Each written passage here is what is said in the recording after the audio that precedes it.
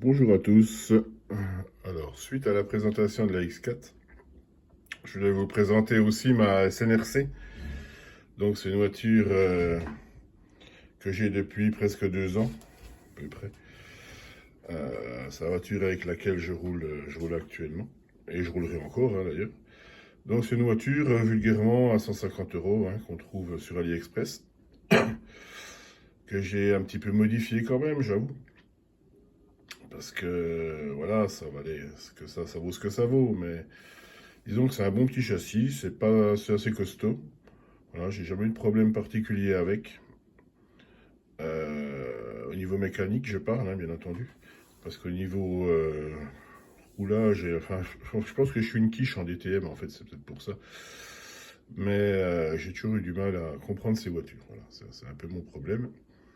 Donc j'espère qu'avec la X4, ça sera un peu plus simple. Même si c'est une voiture qui maintenant roule bien. Voilà, vraiment, j'ai eu beaucoup de mal. J'avais beaucoup de décrochage du train arrière. Alors plus par méconnaissance que d'incriminer le véhicule. Parce qu'on dit toujours que c'est la faute à la voiture, mais je pense que c'est souvent plus la faute du pilote que de la faute à la voiture. Donc c'est un châssis, voilà, c'est un châssis SNRC, c'est très très très très chinois. Il est équipé d'un 10,5. Ne me demandez pas pourquoi, mais enfin bon, là c'est un moteur que j'avais. Donc comme l'autre, cette année il passe en Blinky, parce que c'était une vraie friteuse. Le problème c'est que pour pouvoir avoir de la perf en 48 dp avec le ratio que j'avais, il fallait vraiment taper dans le moteur quoi, pour compenser. Et je trouve que c'est pas une bonne approche au final, je m'aperçois que c'est pas une bonne idée. Donc je suis repassé pareil en Blinky et puis uniquement sur le timing mécanique, parce que ces moteurs-là ont du timing mécanique, donc ça sera ajusté en conséquence. Pareil, transmission donc du coup 64 dp avec alors là comme c'est un 10,5, j'ai un petit peu monté le ratio. Couronne de 102 dents je crois et pignon de 40 dents. On verra à l'usage ce que ça donne. C'est une voiture que j'ai pas vraiment modifiée. En fin de compte, elle est en position centrale, comme ça se fait maintenant. Alors qu'à l'origine, c'était l'ancien châssis, j'avais le moteur plus arrière. Ça, je l'ai modifié l'année dernière en changeant juste le châssis. Ils vendent en fin de compte un petit kit passer le moteur plus avant, en centrale. Enfin, il n'est pas vraiment central. Enfin, quand je trouve qu'en centrale, il aurait fallu que la couronne soit un peu plus devant et le moteur plus au milieu pour avoir du vrai central. Ce qui n'est pas vraiment le cas, mais enfin, on ravance un peu les masses. Les amortisseurs, du coup, c'est les nouveaux, ils sont un peu plus petits. Voilà, alors ça reste aux antipodes de ceux qu'il y a là qui sont juste de l'orfèvrerie, ils sont magnifiques. Mais bon, c'est pas le même budget non plus. Les triangles, c'est du bricolage maison. Ça, c'est un peu du truc fait maison. Parce qu'en fait, il y avait beaucoup de flex dans le train avant. Et quand il fait chaud l'été, en fait, j'avais beaucoup de problèmes de flex du train avant qui pivotait, en fin de compte, comme ça, quand le plastique était mou. Donc j'ai bricolé ces triangles-là et ça marche plutôt bien. Je suis assez satisfait. Ça a vachement rigidifié le train avant, beaucoup plus de précision sur le train avant. Le bac lipo aussi, qui n'est pas le bac d'origine, c'est un bac plastique. Là, j'ai monté le bac comme ça, qui est quand même plus classe, je trouve, plus fonctionnel et moins lourd. Voilà, autrement, ça reste une voiture. Donc, pareil, il y a diff arrière, 4 pignons, alors qui est assez similaire avec les X-Ray. D'ailleurs, on peut monter pierre sur pôle. Comme quoi, le chinois sait parfaitement copier les choses. Même, alors, la qualité reste, c'est assez similaire quand même. Je trouve que c'est pas. J'ai jamais eu de problème avec. Donc, du coup, j'en ai jamais cassé, même avec des plus gros moteurs. Donc voilà un peu pour la présentation. Donc ça reste un châssis. Alors c'est le châssis en fin de compte de la dernière de la marque qui est en triangle carbone. Et on peut adapter les deux modèles dessus. En fin de compte la STC, je sais plus de mémoire. Donc c'est un châssis qui est pas dégueulasse non plus. Je pense qu'on peut aussi bricoler au niveau des vis là, pour le flex. Je suis pas sûr qu'il y ait besoin de toutes les vis de fixation à voir. Il y a plein de trous parce qu'en fait, du coup, c'est un châssis qui est modulable pour plusieurs voitures. Du coup, donc c'est pour ça qu'il y a plein de trous partout. Et même pour le bas clipot, on peut mettre du shorty. C'est pas mal. Servo Savox à l'avant qui fonctionne plutôt bien. Je vais pas à m'en plaindre. Toujours Radio Sanois, hein, pareil que donc c'est des récepteurs AliExpress en fin de compte, parce qu'il faut savoir que chez Sanois un récepteur c'est en MT5 c'est 80 euros, et là on les trouve à 30, une trentaine d'euros, donc je vais pas m'en plaindre non plus, il fonctionne plutôt bien. Prochaine modif, c'est de virer ce ventilo de 40 là pour mettre le même que ça, le 30 là, que je trouve pas mal du tout. À voir dans le temps si il dure, parce que les ventilos c'est un peu consommable. Pareil, là c'est l'XR10 aussi, qui est alors l'ancien modèle, ça va être le G2, ça va être le G3 ou je sais pas trop. Enfin, c'est de la même famille. Pareil, je peux pas m'en plaindre, j'avais eu de soucis avec. Pourtant, j'ai déjà fait chauffer un petit peu, mais jusqu'à la coupure. Mais bon, j'ai jamais eu de problème d'électronique avec. Moi, je vire les condos qui mettent parce que ces condensateurs-là, j'en ai déjà plusieurs qui m'ont pété à la tronche. Alors, je sais pas pourquoi. Pas sur inversion, hein, ça arrivait à moi et à d'autres. Et puis ils sont encombrants, du coup je les trouve un peu chiants. Donc je mets un chimique, même si c'est pas l'idéal, un chimique de 1000 micros. Ça marche bien et puis je peux embêter avec. Et alors ici, pour ceux qui se demandent ce que c'est que ce petit truc là qui ressemble à une LED, qui est d'ailleurs une LED, c'est des LED infrarouges en fin de compte, c'est des LED pour le lap monitor. Voilà, quand on veut faire son petit comptage perso soi-même. On met un lap monitor au bord de la piste pour ceux qui connaissent, et puis ça compte sur le téléphone. Vous avez votre temps autour, c'est pas mal.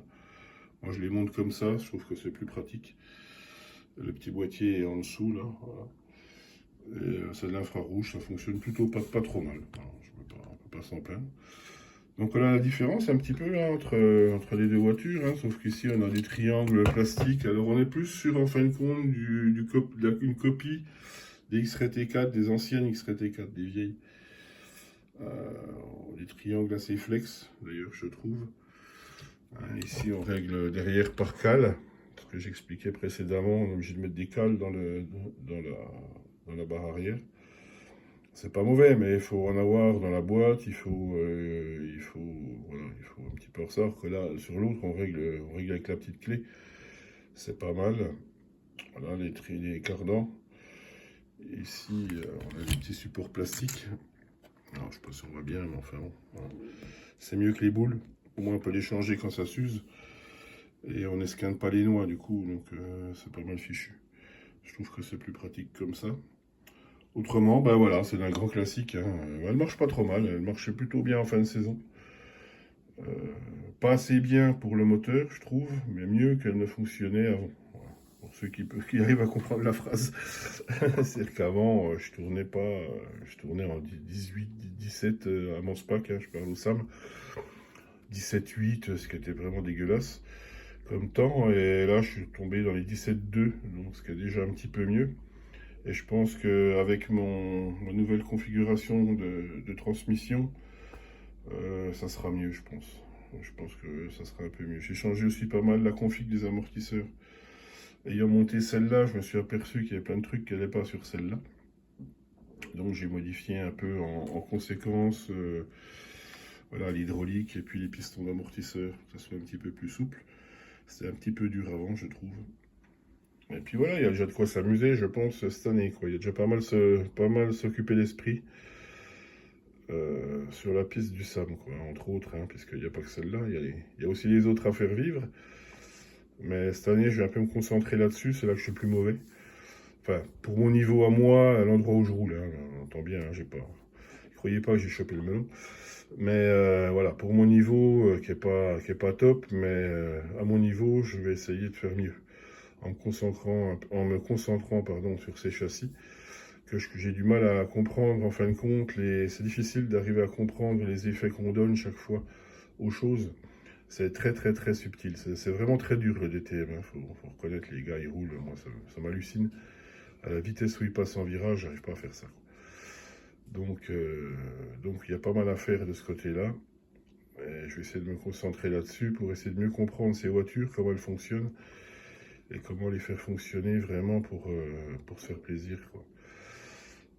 Les pneus jouent beaucoup aussi, hein. Faut quand même pas oublier que la seule liaison au sol qu'on a, c'est le pneu. C'est le caoutchouc, hein. Donc le traitement chauffe des pneus, puisque je ne faisais pas ça avant. Et maintenant, je chauffe à 70 degrés 15 minutes avec le traitement, le MR33 là, qui va bien, le V4, je crois que c'est le V4. Et franchement, ça m'a changé sur les conseils de Benjamin, pareil. Ça m'a complètement changé la vie, quoi, hein. C'est incroyable, hein. On pose l'auto, le pneu chaud et traité, ça n'a rien à voir, quoi. On a du grip tout de suite et une bien meilleure tenue de route du véhicule, quoi, hein. Donc, pour ceux qui cherchent un petit peu plus, n'hésitez pas à traiter chauffer. C'est vraiment un autre monde, quoi, hein. Ça n'a rien à voir, quoi. Donc voilà pour la petite présentation de mes deux bestioles. J'espère que ça vous aura plu. Si vous avez des questions, n'hésitez pas à les poser en commentaire. Un petit pouce, ça fera toujours plaisir. Et puis voilà, une prochaine sur la piste.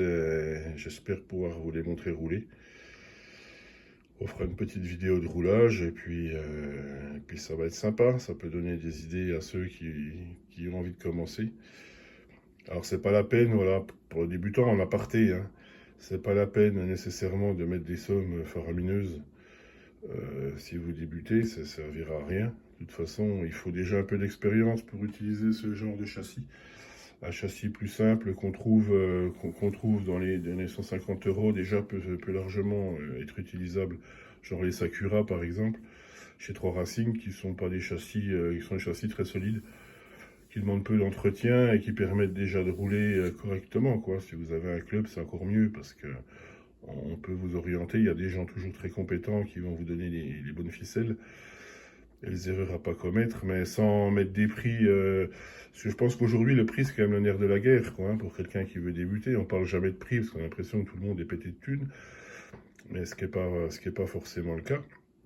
On n'est pas obligé d'avoir un contrôleur à 200 balles, on n'est pas obligé d'avoir ce genre de choses. On peut avoir des contrôleurs moitié moins chers qui fonctionnent très très bien pour l'utilisation qu'on en fait, hein.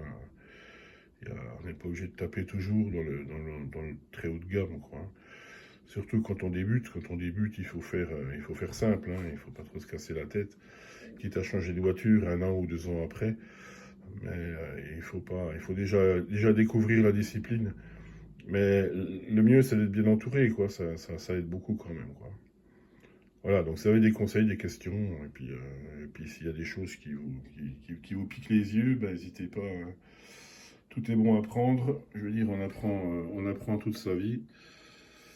Et puis ça fait progresser, quoi. Voilà. Ah ben, à plus tard. Passez une bonne journée à vous. Bye bye.